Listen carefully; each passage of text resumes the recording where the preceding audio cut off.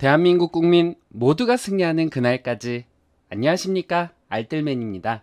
주식시장의 반등이 실패하면서 투자자들의 근심과 걱정이 가득한 비구름을 만들어냈습니다. 다우는 마이너스 0.2% 하락, S&P 500은 마이너스 0.3% 하락, 나스닥은 마이너스 0.72% 하락, 원달러 환율은 1286.80원으로 마이너스 0.19% 하락, 빅스 지수는 26.95로 마이너스 1.03% 하락, MSCI 코리아 ETF 지수는 전일과 동일한 0%로 나왔고요. 2년물 국채금리는 2.45% 상승, 10년물 국채금리는 2.5% 상승, 30년물 국채금리는 1.72% 상승을 했습니다. 우선 특징적인 주식들은 다음과 같습니다. 로빈후드는 암호화폐 거래소 FTX가 거래 플랫폼 인수를 고려하고 있다라고 발표하고, 또 앞서서 골드만삭스가 주식을 매도해서 중립으로 상향을 하면서 14% 상승을 했습니다. 코인베이스는 골드만삭스가 주식을 중립에서 매각으로 등급을 하향 조정했고, 암호화폐 가격이 코인베이스의 교환 사업에 가해지려는 압력을 강조하고 회사가 현금 소진을 늦추기 위해 비용을 줄여야 된다라고 언급을 하면서 마이너스 10.8% 하락을 했습니다. 애쉬는 리드엠에서 주식 등급을 하락시켰는데요. 사업이 인플레이션 압력 상승으로 어려움을 겪을 것이다 라고 언급을 하면서 이 주식 등급을 매수해서 보류로 하락을 시켰습니다. 그래서 3.6% 하락을 했습니다. 경제지표는 대다수 긍정적인 모습을 보이기는 했지만, 여기 보이시는 제조업 활동지수가 크게 둔화하면서 경기 회복에 대한 우려를 낳았습니다. 5월 핵심 내구재 주문지수는 0.7로 지난달 0.4%보다 상회를 하고 예상치 0.1%보다 상회를 시켰습니다. 또 5월 주택 판매지수도 지난달 마이너스 4%보다 상회를 했고 예상치 마이너스 3.7%보다도 상회한 0.7%로 발표를 했습니다. 하지만 문제를 보였던 부분이 바로 6월 댈러스 연준 관할 지역의 제조업 활동지수인데요.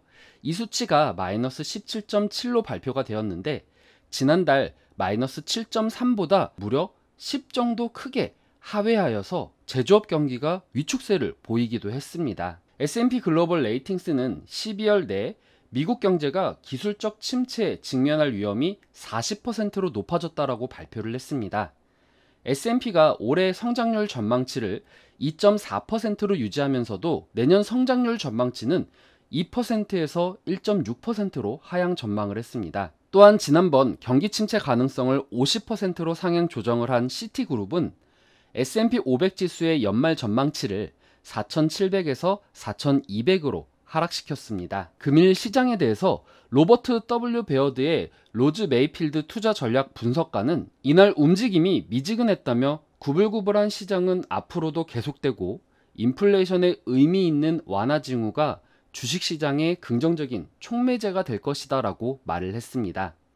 모건 스탠리의 마이클 윌슨 애널리스트는 최근 주가의 상승은 베어마켓 랠리, 약세장에서의 일시적인 반등에 불과하다라고 언급을 하면서 지금의 주가가 바닥을 쳤다고 볼 수는 없을 것이다 라고 말을 했습니다. 8월 말 서부 텍사스산 원유 WTI 가격은 전장보다 1.95달러 상승한 배럴당 109.57달러, 1.81% 상승 마감을 했습니다.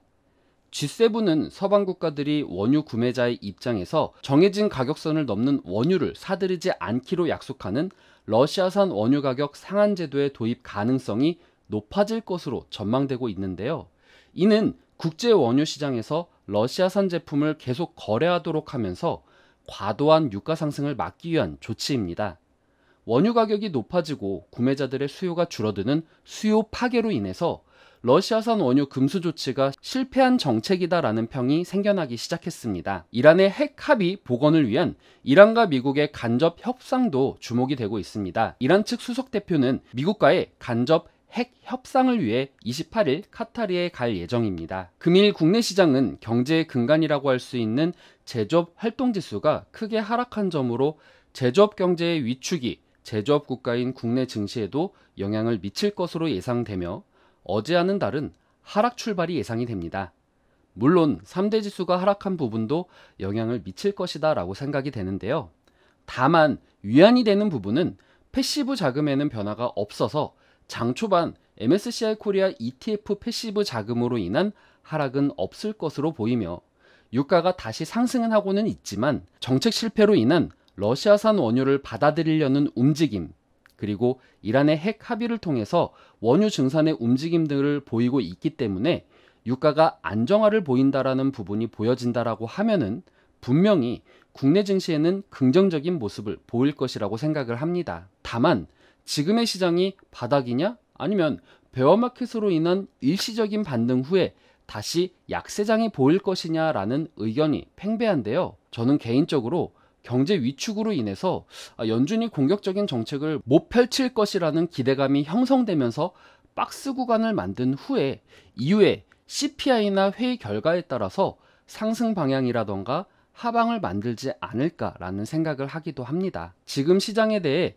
여러 가지 해석이 되는 이유 중 하나는 연준은 오로지 인플레이션만 볼 것이며 이것이 외부 변수에 의해 결정되는 부분도 있기 때문에 그 어느 누구도 명확하게 예측하기가 어려운 시장이 되었다라고 생각을 합니다. 따라서 저 역시 시장이 어떻게 될 것이다 라고 말하기에는 너무나도 어렵지만 저와 같이 종목에 대해 길게 장기로 보시는 분들 같은 경우에는 전쟁과 같이 외부 변수가 사라질 때 맞춰서 진입을 생각하시고, 단기적으로 보시는 분들 같은 경우에는 금일과 같이 시장의 전반적인 퍼포먼스는 약하지만 인플레이션의 주범이 되었던 유가가 러시아산 원유 가격 상한제 도입을 하면서 러시아산 원유를 받아들이는 모습과 이란 핵합의 등의 안정화 흐름이 보이며 인플레이션이 안정화되는 때에 맞춰서 진입한 후에 시장의 흐름이 좋지 못하거나 환율, 유가 혹은 경제 지표를 보거나 베어마켓의 신호가 왔을 때 빠지는 방식으로 운영하는 방식도 좋은 방식이라고 생각을 합니다. 물론 다만 리스크가 아예 없는 것은 아니기 때문에 몰빵은 피해 주시며 분할적 접근이 용이하다라고 보여집니다.